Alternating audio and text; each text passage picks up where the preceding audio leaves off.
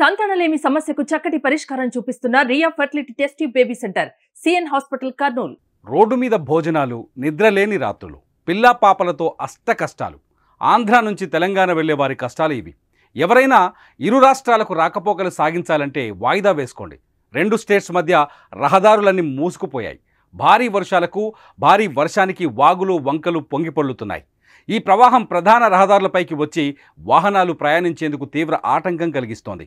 దీనికి తోడు పలుచోట్ల వరద ప్రవాహానికి రహదారులు దెబ్బతిన్నాయి. దీంతో ఎక్కడికక్కడ వాహనాలు నిలిచిపోతున్నాయి. తెలంగాణ నుంచి ఇటు ఆంధ్రప్రదేశ్తో పాటు అటు మహారాష్ట్ర, కర్ణాటక రాష్ట్రాలకు కూడా రాకపోకలు పూర్తిగా నిలిచిపోయాయి.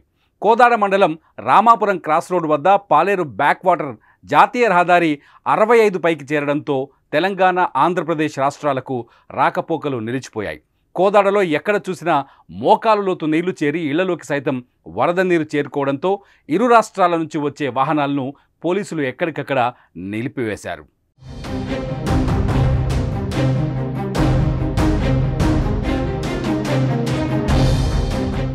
పాలేరు బ్రిడ్జి తెగిపోయి సూర్యాపేట చుట్టుపక్కల ప్రాంతాలకు వరద నీరు పోటెత్తింది. వాహనదారులను ఎవరిని రానివ్వట్లేదు. అంతా రోడ్డుపై రాత్రి నుంచి పడిగాపులు కాస్తున్నారు. రోడ్డు మీద తింటూ అక్కడే రోడ్డు మీదే పడుకునే పరిస్థితి నెలకొంది.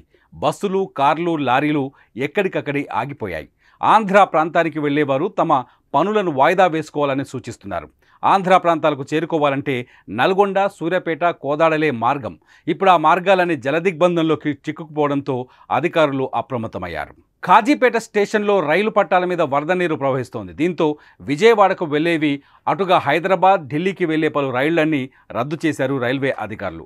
మహబూబాబాద్ జిల్లా కేసముద్రం మండల పరిధిలో ఇంటికన్నె వద్ద వాగు ఉద్ధృతికి రైల్వే ట్రాక్ కొట్టుకుపోయింది. దీంతో ఆ మార్గంలోని బస్సులను, పలు రైళ్లను రద్దు చేశారు. దీంతో ఆంధ్రాకు వెళ్లే దారులన్నీ మూసుకుపోయినట్లయింది.